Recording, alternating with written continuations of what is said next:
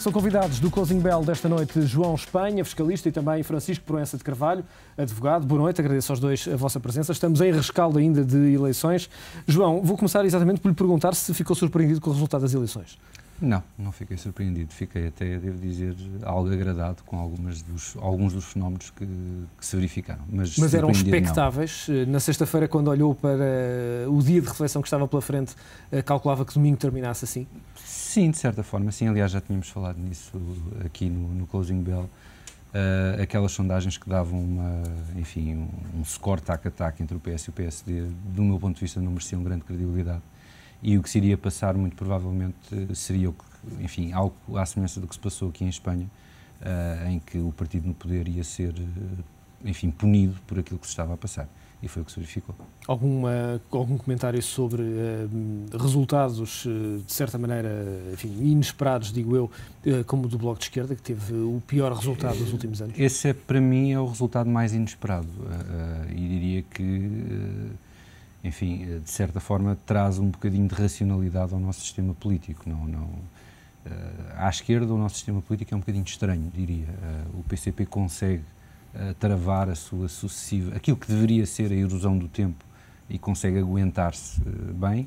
O Bloco de Esquerda é reduzido àquilo que deve ser, do meu ponto de vista, a sua expressão. Quer dizer, ele teria sido inflacionado. Este é um resultado que, volta a colocar aquela franja de esquerda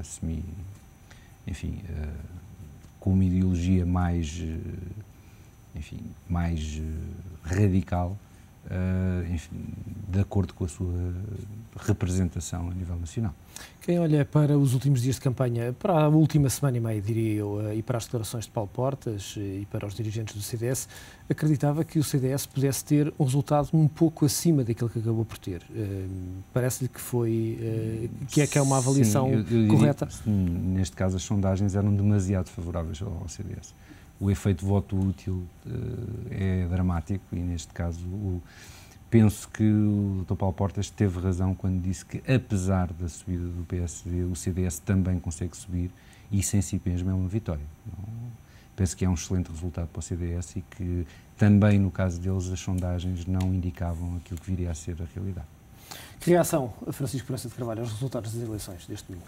A primeira reação é que acho que nós acertámos. Quando aqui há uma semana dissemos mais ou menos a nossa previsão. Não foi uma sondagem com nenhuma amostra, foi apenas a vossa opinião, mas a verdade é que ficaram dentro daquilo que são os intervalos de confiança. É verdade.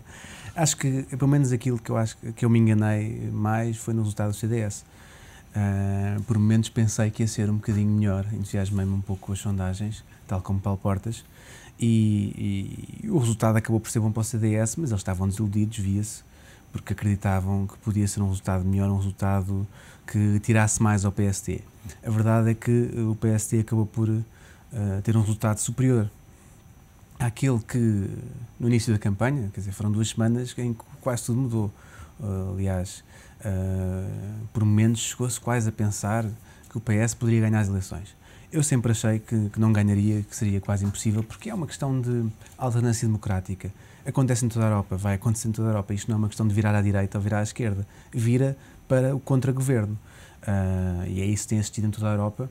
E parece-me que os portugueses, ao longo da história da democracia, não se têm enganado. Os portugueses, no momento, têm feito as viragens que são as viragens normais da alternância democrática. José Sócrates chegou ao poder num momento em que parecia óbvio que só ele é que poderia chegar ao poder e que merecia até na altura chegar ao poder, tendo em conta aquilo que tinha sido o PSD anterior.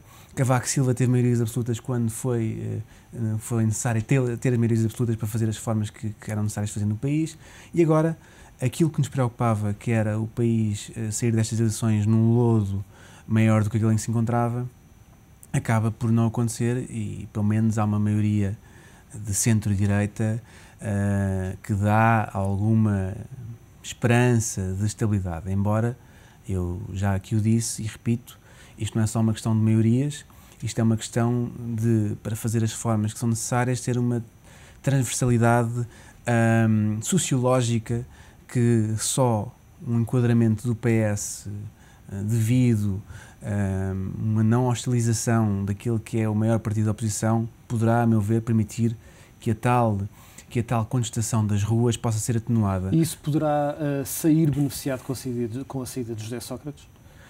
Bom, à partida, teoricamente, nós diríamos que sim, mas o discurso de Pedro Passos Coelho foi basicamente de que o Partido Socialista seguramente não vai para o governo. Vamos ver a nível parlamentar como é que as coisas vão surgir.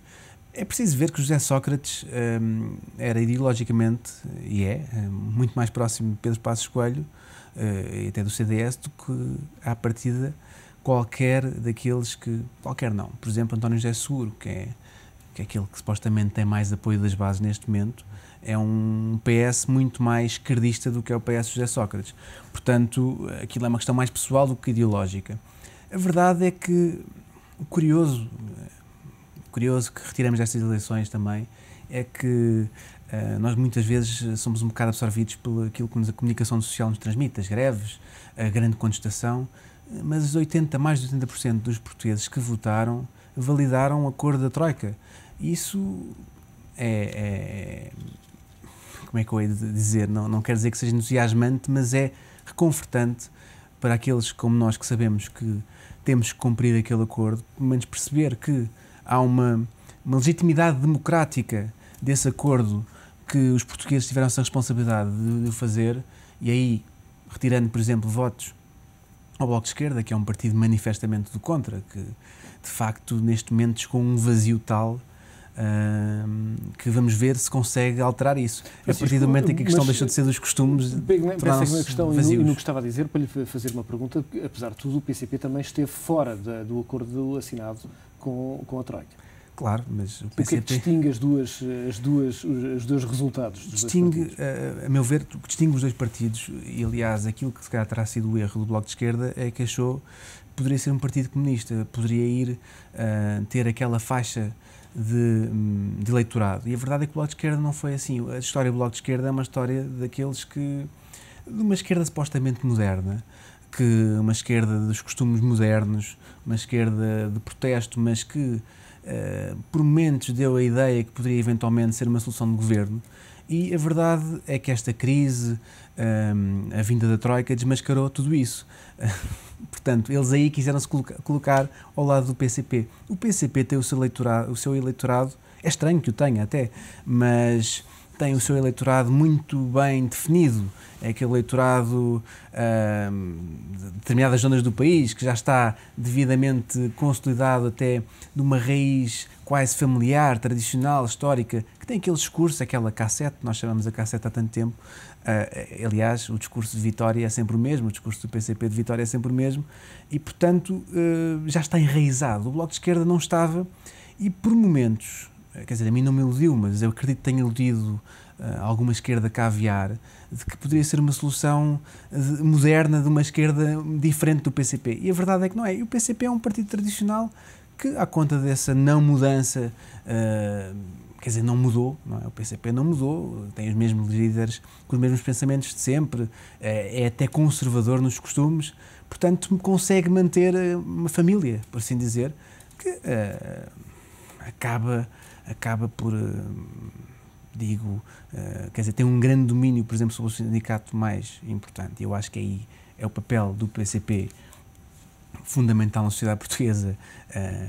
Uns dizem que para o bem, eu digo que até para o mal, é ter o domínio total de uma central sindical que efetivamente é a que tem mais capacidade de mobilização do país. Portanto, o PCP, com esse domínio dessa central sindical, tem o seu papel no país. Tudo o resto, tem algumas câmaras municipais, mas eu diria que não é propriamente um partido que sozinho, ou seja, se não tivermos uma faixa de 20% de PCP, Bloco de Esquerda, como tínhamos, é um partido que sozinho restringe o seu domínio aí, também não atrapalha por aí. Quer dizer, enfim, eu acho estranho que uma economia do século XXI ainda consiga manter, e acho que nós somos, de certa forma, originais nesse aspecto. Somos menos agora, conseguimos reduzir um bocadinho, mas é estranho que uma economia ocidental, hoje em dia até liberal, consiga manter uma faixa tão grande da população agarrada a isso, mas enfim, João, não acho assim tão preocupante. Olhamos para o prazo que Pedro Passos Coelho tem para formar governo e é muito curto, são 10 dias, a contar de ontem. Parece-lhe que vai ser fácil a negociação com Paulo Portas, por um lado, e por outro a questão da configuração do novo governo. Pedro Passos Coelho já falou em 10 ministros, o que não significa exatamente 10 ministérios, poderá haver acumulação de pastas.